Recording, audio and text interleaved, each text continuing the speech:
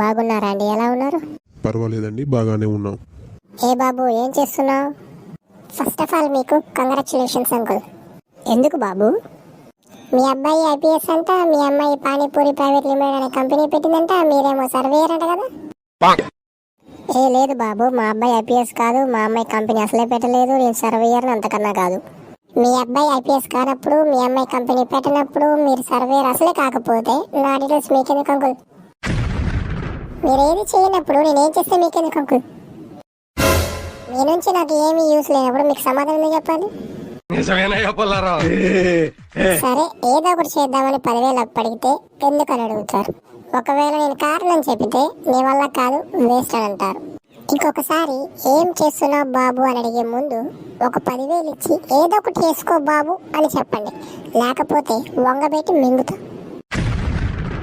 ఆఖరికి అడుక్కునే వాడికి కూడా చిల్లర ఇవ్వకపోతే బాబు ఏం చేయట్లేదా, ఇదిగో ఈ 10 రూపాయలు తీసుకొని టీ తాగన్నాడు అంకుల్.